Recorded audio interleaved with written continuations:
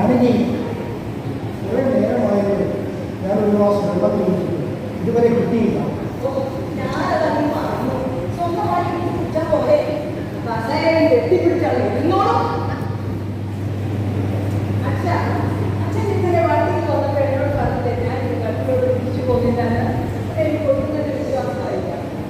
അതെന്താ മോളെ എനിക്ക് വിശ്വാസം വരാത്തത്? ഞാൻ കഴിഞ്ഞ 10-35 വർഷമായിട്ട് ദുബായിൽ കിടന്ന് ഈ കുടുംബത്തിന് വേണ്ടി കഷ്ടപ്പെടുകയായിരുന്നു. ഇപ്പോൾ നമുക്ക് ഇതിരാനല്ലൊരു നല്ലൊരു വീടായി, നിനക്ക് ബിസിനസ് തുടങ്ങുവാനായിട്ട് പൈസ തന്നു, അതെല്ലാം താമസിച്ചിട്ടേ വീട്ടിൽ കൊണ്ടുവരും. നിങ്ങൾക്ക് പുതിയ വീട് പണിയാൻ കാശ് ചോദിച്ച് അവിടുന്ന് വീട്ടിൽ കൊണ്ടുവരും. അതൊരു ചെറിയ വീടായിരുന്നില്ലയോ? അതൊന്ന് പുതുക്കി പണിയാമെന്ന് കരുതി ഞാൻ അച്ഛൻ്റെ ഒരു ഗൾഫ് സ്റ്റേറ്റസും ആലോചിച്ചിട്ട് അതൊന്ന് പുതുക്കി പണിയും. അതൊരു വലിയ കുറ്റമായി വെച്ചാൽ ഇത്ര പെട്ടെന്ന് അച്ഛൻ ഇങ്ങനെ വരുമെന്നോ അങ്ങനെയൊന്നും ഞാൻ കരുതിയില്ല. മോളെ, നിന്റെ കല്യാണം നടക്കുന്ന സമയത്ത് നിനക്ക് തിരുവനന്തപുരയിൽ ചെറുതെങ്കിലും ഭംഗിയുള്ള ഒരു വീടും 60 പവന്റെ ആഭരണങ്ങളും ഒരു കാറും തന്നാണ് കല്യാണം കഴിപ്പിക്കുന്നത്. ആ ചെറിയ വീട് മതിയെന്ന് തീരുമാനിച്ചിട്ടുണ്ടെങ്കിലും ഇപ്പോൾ ഇതുപോലെ വിക്രമായിരിക്കും.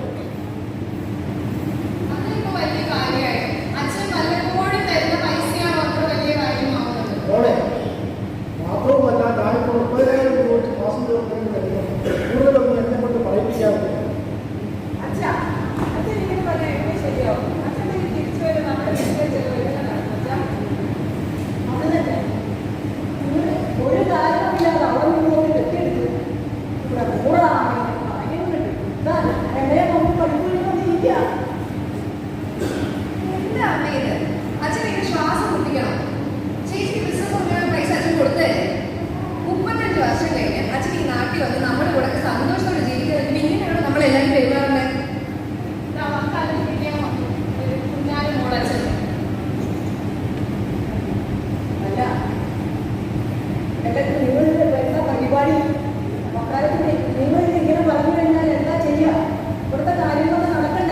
ഞാൻ എൻ്റെ അമ്മങ്ങൾക്ക് ഒരു ജോബ് വിസയുമായിട്ടാണ് വന്നിരിക്കുന്നത്.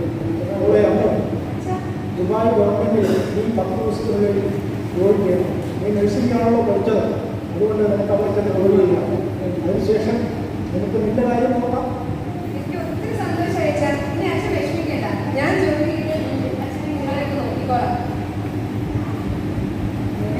നോക്കിക്കോളാം.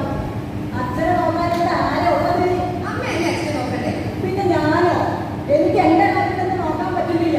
പിന്നെയാണോ വേറെ കാര്യം സ്വന്തമായിട്ട് ചെയ്താൽ മതി. ഇതൊക്കെ എങ്ങനെ നടക്കും? അല്ല എന്ത് ഓർക്കണ്ട ഇത് പോകുന്നത്. ഈശ്വര, 35 വർഷം ദുബായിൽ കിടന്ന ഈ കുടുംബത്തിന് വേണ്ടി ഞാൻ കഷ്ടപ്പെട്ടു. എന്നിട്ട് ഇപ്പോൾ ആർക്കും എന്നെ വേണ്ട. ഞാനൊരു അധികപ്പെട്ടാണ് എല്ലാവർക്കും വേണ്ടത് എൻ്റെ പണമാണ്.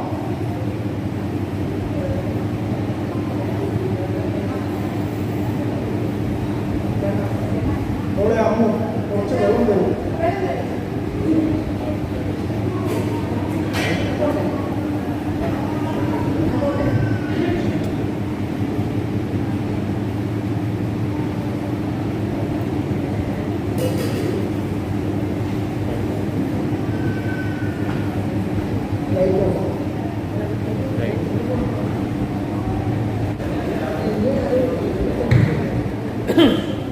ഹലോ, നേരാക്കി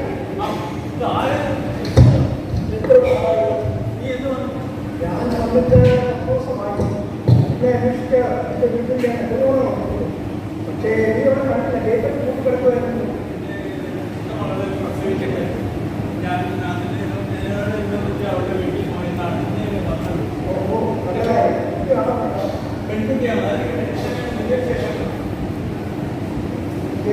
ഞാനൊരു പ്രവാസ ജീവിതം അവസാനിപ്പിച്ച് നാട്ടിലേക്ക് പോയി. അതിനിടയ്ക്ക് ഞങ്ങളുടെ അമ്മൂന് ഒരു ജോലിയും ശരിയാക്കിയിട്ടാണ് പോയത്. പക്ഷേ എന്തോ എൻ്റെ വീട്ടുകാർക്ക് അതത്ര സുഖമുള്ള കാര്യമായി തോന്നുന്നു. എൻ്റെ മനസ്സിന് ആഹാറിൻ്റെ ഒരു പ്രയാസം എന്താണെന്നറിയില്ല. എല്ലാം ശരിയാവും, വിഷമിക്കാനില്ല. എൻ്റെ ഈ അപ്രതീക്ഷിതമായ തീരുമാനം വീട്ടുകാരിൽ ഒരു അമ്മയെ ഉളവാക്കിയിട്ടുണ്ട്. അത് മാറുമ്പോഴെല്ലാം ശരിയാവുന്നതേ ഉള്ളൂ. പ്രതീക്ഷിക്കാം. ആട്ടെ, നീ എങ്ങോട്ടാ പോകുന്നത്? ഞാൻ ലാസ്റ്റ് ജോലി ചെയ്തത് തൃശ്ശൂരാണ്. കുറച്ച് റിട്ടയർമെന്റ് ആനുകൂല്യങ്ങളിൽ കിട്ടാറുണ്ട്. അത് ശരിയാക്കാൻ വേണ്ടി ഞാൻ തൃശ്ശൂരൊക്കെ പോവാണ്. നാളെ സ്ഥിരമായി കാണുന്ന ഒരു വൈകിട്ട് കാണാം. എല്ലാം ശരിയാവും. വിശ്വസിക്കാറ്. സന്തോഷം. ജയരാം, നിങ്ങൾ ഒരു കാര്യം ഞാൻ പറയട്ടെ. സാധാരണ ഗൾഫിൽ നിന്ന് വരുമ്പോൾ ആദ്യം ചോദിക്കുന്ന ചോദ്യം ഇനി എന്നാ പോകുന്നത്? ഈ അതിനോട് ചോദിച്ചിട്ടില്ല. സന്തോഷം. എന്താ പരിപാടി? ഞാനിനി ഞാൻ പറഞ്ഞത് ഞാനിനി തിരിച്ചു പോകാൻ ഉദ്ദേശിക്കുന്നത് എനിക്ക് ഒട്ടും മര്യാദയാവുന്നത്. എല്ലാ കാര്യങ്ങൾക്കും ഒരു ചുറ്റുകൂട്ടി വേണ്ടേ? ഇവിടുത്തെ കാര്യങ്ങളൊക്കെ എന്ത് ചെയ്യും? അതിപ്പോൾ നമ്മുടെ മകള് അമ്മുവിന് ഒരു ജോലിയായിരുന്നു. ഈ കല്യാണം കഴിയുന്നത് വരെ അവൾ നമ്മുടെ കുടുംബം നോക്കട്ടെ. അവൾക്ക് ഞാൻ കൊടുക്കാനുള്ള പൈസ കുറച്ച് കഴിഞ്ഞു. ഇനി എന്താ വേണ്ടതെന്ന് ചോദിച്ചു കഴിഞ്ഞാൽ അവൾ അവളുടെ കാര്യം നോക്കട്ടെ. അവൾക്ക് വീട് പണിക്ക് വേണ്ടി ഞാനൊരു 2 ലക്ഷം രൂപയെങ്കിലും തരാം. കൂടുതലൊന്നും എന്നോട് ചോദിക്കുന്നതിന് വേണ്ടി.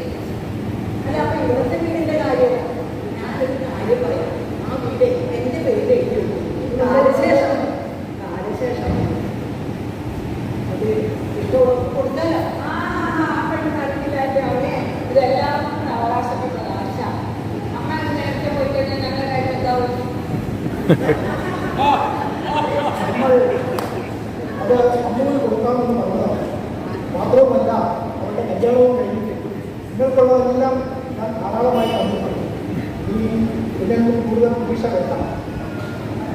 എന്നെ സഹായിക്കണമെന്ന് ഈശ്വര, ഞാൻ എന്ത് വിചാരിച്ചാണ് ഈ കുടുംബത്തേക്ക് തിരിച്ചു വന്നത്?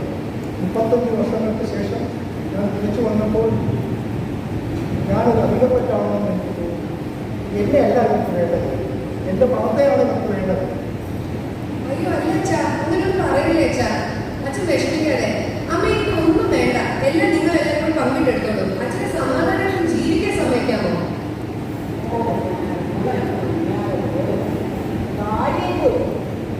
എനിക്ക് പ്രായം വരികയാണ്. ഇനി ആരും നോക്കാനൊന്നും പറ്റില്ല. എന്നെ കൊണ്ട് ആവില്ലേ? ഈശ്വര, ഞാൻ എന്താണ് പ്രതീക്ഷിച്ചത്? എന്താണ് ഇതിലൂടെ കിട്ടുന്നത്? എൻ്റെ തീരുമാനം തെറ്റായിപ്പോയോ?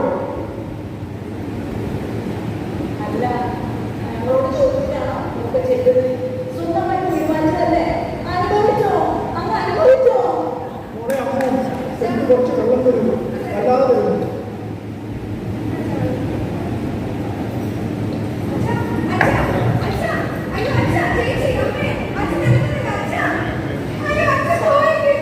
കാറ്റടിച്ചു, കൊടും കാറ്റടിച്ചു, കായലിലെ വിളക്കുമരം കണ്ണടച്ചു, കായലിലെ വിളക്കുമരം കണ്ണടച്ചു.